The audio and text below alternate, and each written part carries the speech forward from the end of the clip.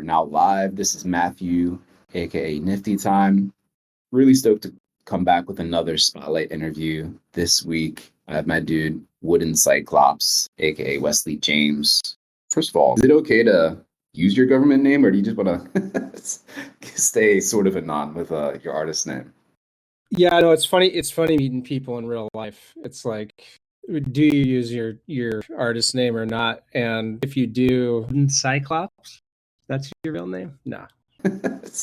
Very excited to have you on. Excited to actually get in a little bit of your backgrounds, your creative journey to date. Talking, of course, about the Dobberman Stabbers series that you have, Tank Dog, and then the upcoming Nifty Gateway release that we have set for this Wednesday, April 5th, 6:30 p.m. Eastern. But yeah, I'll throw the mic over to you real quick, have you introduce yourself to the audience, and we can go from there. Absolutely. I'm Wesley James, WoodenCyclops. I'm an artist, illustrator. I've been doodling, and I'm originally from Alaska, so I've been in Portland, Oregon for about 20 years now. Yeah, I'm just super stoked to be still making art and still have the chance to do, my passion. I'm sort of curious. I don't think I've ever asked you this question, but when did the creative bug actually first bite you? Like, when did you actually start first making art?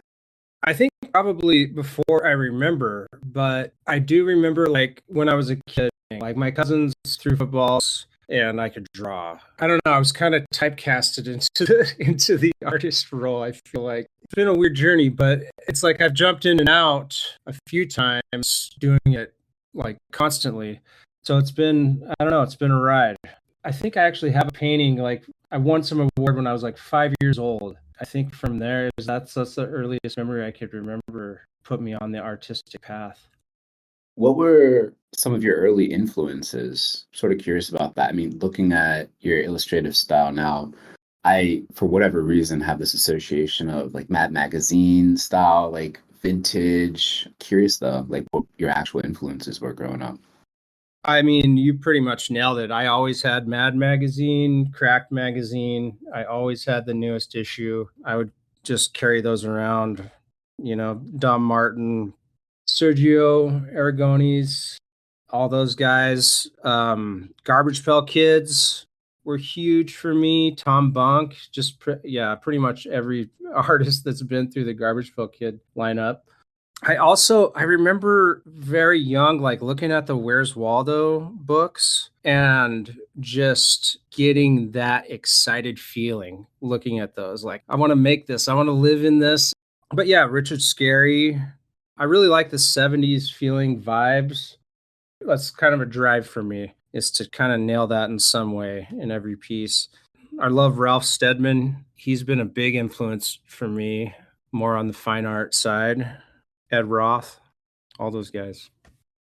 I love that. Like the feeling of your work definitely takes me back to childhood, just getting lost in work. Like you're talking about with Where's Waldo. I had the same experience with that series as a kid, just getting lost in the details. Like not even the act of trying to find Waldo or the wizard or like any of those other Easter eggs, but just like looking at the art itself, the work. It's like low key underrated.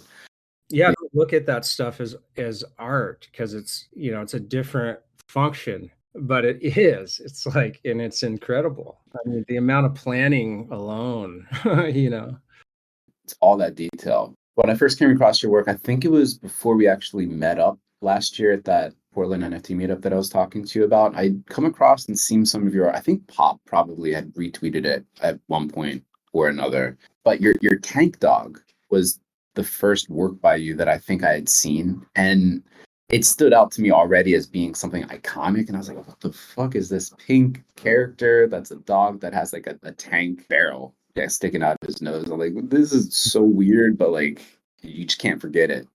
How did you come to first create your tank top? First of all, I hear that a lot. Like, it is fun to look at, but at this point, to me, when I look at it, there's nothing off about it. It's like the nose. It doesn't occur to me that I drew this as a tank dog. It's just like the character to me, and it's really weird to try to revisit the first time I drew him or something.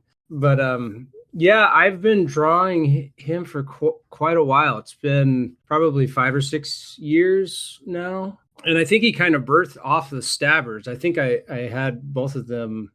The first appearance of both of them kind of came pretty close. But yeah, I just like the idea of a dog of war and just like this blank stare, this, the Mickey Mouse rubber hose vibe.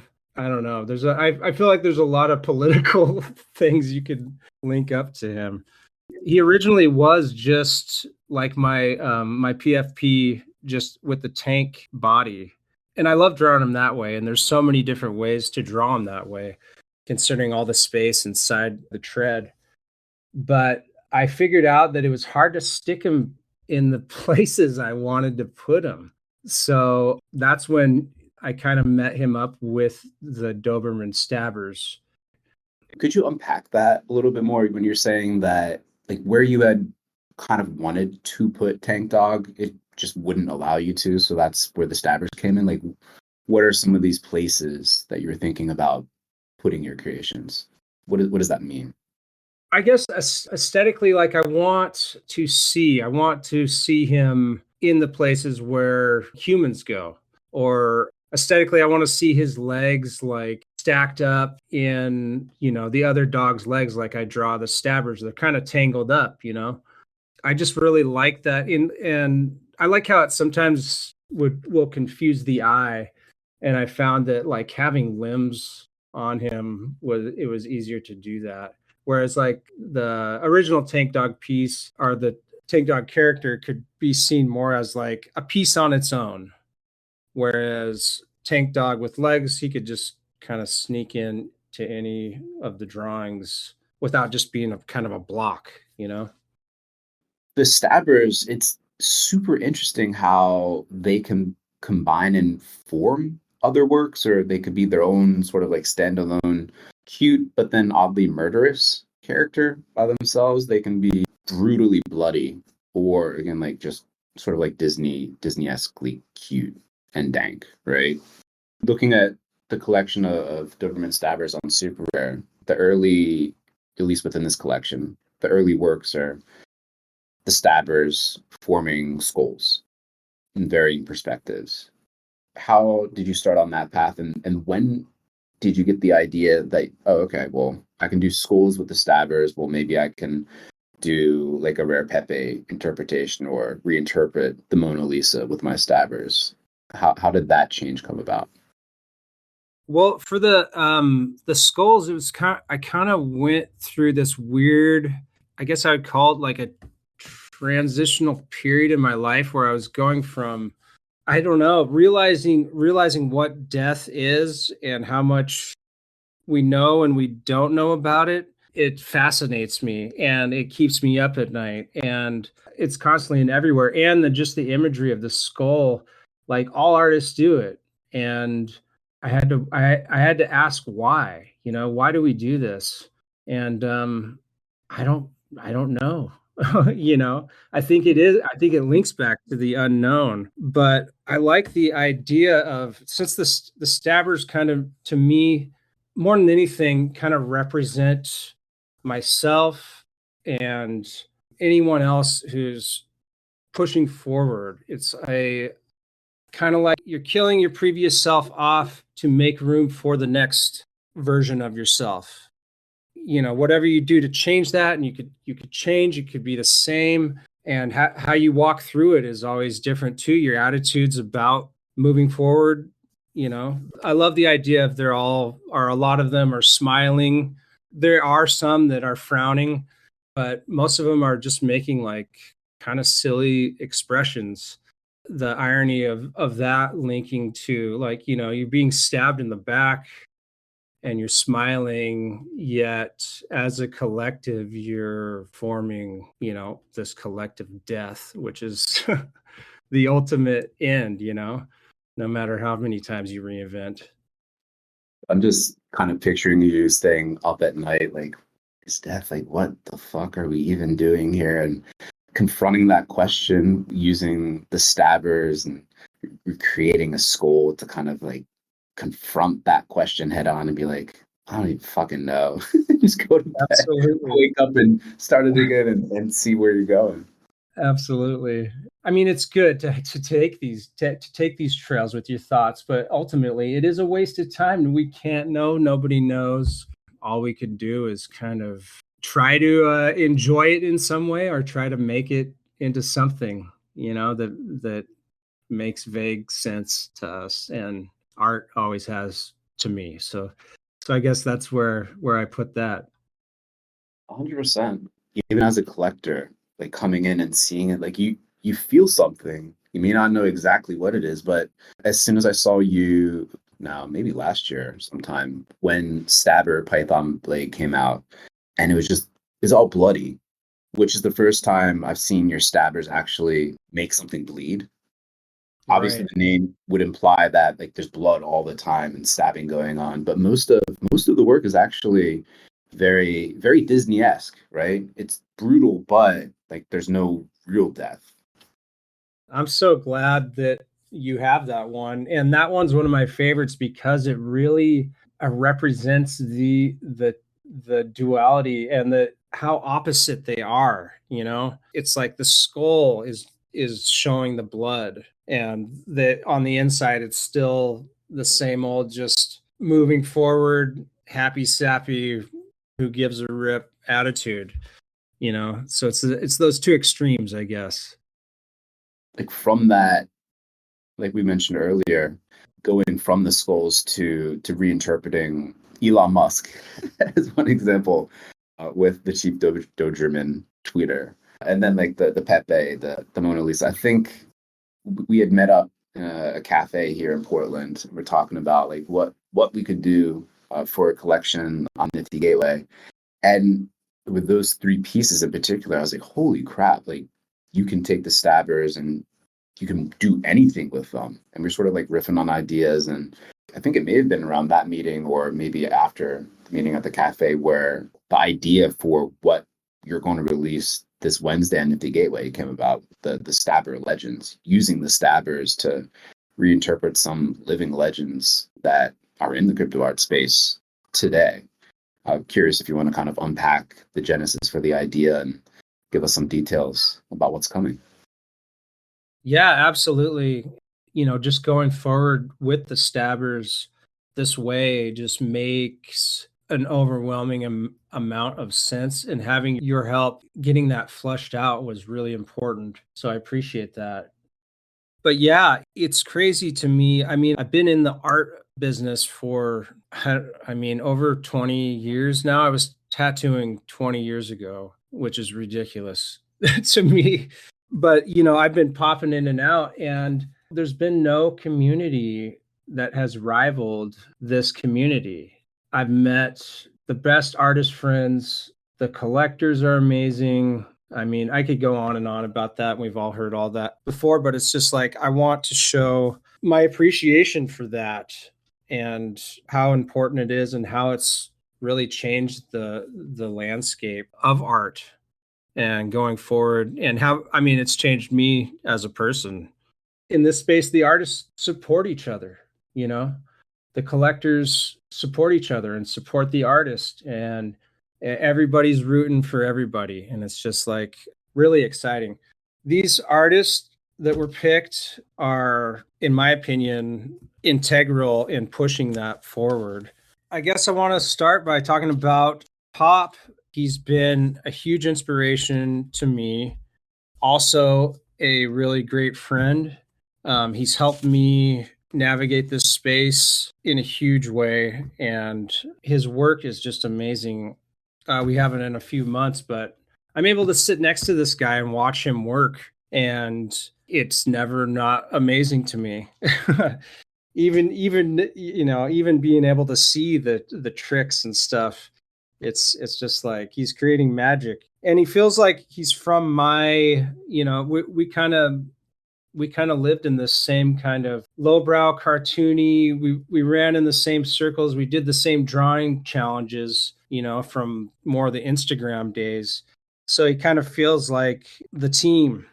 and he's kind of leading, one of the big ones that's leading the way and showing people that this type of art can be really successful in this space. So being able to reinterpret one of his pieces was a really big deal to me, and it was so fun to make and try to find that split between his stuff and my stuff, and how he's got such a defined style that it's kind of easy to play with that. So I had a lot of fun with that piece, and it was an honor to do it. Moving on, Matt Kane, I think, is a huge deal pushing this space forward. Yeah, I think he kind of showed everybody where fine art sits, in the digital space, and what you could do digitally that you can't do in the physical world. Everything he does seems so specific and like focused and kind of prepared, and I love that. X copy, when I first saw the right click save, it kind of just summed up everything that was going on at that time. Talking to people that can't wrap their heads around NFTs and crypto, it was just kind of a perfect narrative without saying any more than that. I love the piece and I love what he does, and it was super fun to try to translate that grittiness of the glitch, but organically. So like perfect squares are now rounded and free-handed, and I tried to kind of do a lot of the right angles kind of quick, so it would look, you'd be able to tell it was mine. And of course, the first thing you would see is this iconic NFT. So see, we got Coldy. I love Coldy's stuff. I'm kind of a newer fan, but just the narrative of what's going on in this space alone, I think is amazing. I love collage art. I'm a big fan of it. I follow a lot of people that do collage art. I love his stuff, and even more than that, the way he does it, so you can interact with it, is really cool. Be able to look behind the stuff, but just the proof of stake is just brilliant, and that's just like a perfect image. So that seemed like a no-brainer doing that one for sure. See, what haven't I talked about yet? Fuo. Fuo. I love Fuo, and I think for me, this person has been the most integral. It kind of, when I first saw their stuff, it was so different than anything I'd been looking at in the NFT community. And it forced me to look back and be like, even the pieces I was working on at the time weren't completely me. And seeing Fuo's stuff was just like, oh, okay, you can be yourself, do what you want, spill your guts out on the table, make it bright, make it colorful, go for it. To me, they live outside the trends. Nothing's like it. I love it all. The piece I picked was chosen after, a couple of days of trying to figure out which piece I love the most. And it ended up just being the one that I thought that I could do the best. But yeah, really proud of that one, which hasn't been revealed. Yeah, it's such a cool collection, and I mean, talking about the concept, like feeling good about it, still feeling good about it when we revisit it, like on a follow-up call a few weeks after the initial idea, and still being stoked on it, is a huge part of putting together these bigger collections. But then from my perspective as a non-artist, I'm like, how is it going to come together? Like, what's Wooden going to do? Like, how's it going to come out? Like, how signature will it be to the Stabbers versus the original? You know what I mean? There's so many open questions. And when you started sharing the actual work with me, I'm like, holy fuck. And then the Cody and the Fibo pieces were the last ones to add. And I'm just like, oh my God, man. Like, it couldn't have come together, in my personal opinion, better.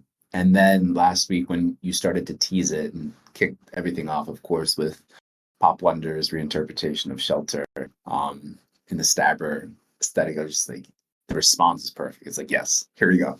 And just curious from your perspective, like, how has it been? Obviously, we have a big piece of the puzzle still left in the actual drop itself on Wednesday, but always curious to hear from your perspective. I mean, you said it like you were curious to see what I was going to do and how I was going to interpret these. I was too. And I mean, that to me, that's part of the fun in figuring these. I mean, they're puzzles, trying to figure out how much to me should be in this part. What needs to go and what needs to replace it. What does these artists the most honor, while keeping the integrity of my own stuff. I hope I nailed that. I'm sure if I went back, I could pick them all apart and be like, I should have done this, should have done that. But overall, I am very happy with how these all came out, and I rarely feel this way anymore. But I could pat myself on the back for a few of these decisions. So I'm stoked to show them to the world. And I'll give you like a big resounding pat in the back as well. Like you killed it. Even at this point, without anything happening in the market, it's like, yes, like the art by itself is just simply stunning. I'm really excited to have more folks see it. And I love the drip reveal as well. I think it builds the right amount of anticipation, focused on the art, not talking about any of the other details. Those final details will be revealed once the collection page is actually live for folks curious about it. And when we do publish this, I'll have the link to the collection page so folks will be able to see more of those details and get that. But curious, we covered a lot. Is there anything else that you wanted to talk about? I do want to say that the collections that Nifty Gateway has been dropping lately are insane. I'm kind of obsessed. I'm kind of been going down the rabbit hole again today with some of these pieces. Was it Stefan with the Electric Bazaar? I just discovered Lulu in Wonderland, and the saturation on those. I love that art. But I really am grateful and stoked to be dropping with Nifty Gateway. It's been a bucket list for me for sure. So I appreciate the opportunity. It's all you, man. And it's all these amazing artists that are open to those opportunities. It's been a trip these past like 2.5 years. All these amazing artists coming on, releasing their work, connecting them with collectors. It's a very cool opportunity for everyone involved, and very excited to add your name to the list of artists that I've had the great honor to be able to work with and drop, and hopefully we'll be able to collect myself again on Wednesday, 6:30 p.m. Eastern, niftygateway.com. WoodenCyclops is going to be taking over. Look for the banner, all the links, and again, make sure you keep following Wooden on Twitter. Absolutely. Stoked, man. Stay stabby, huh? Take it easy, brother. Hey, take it easy.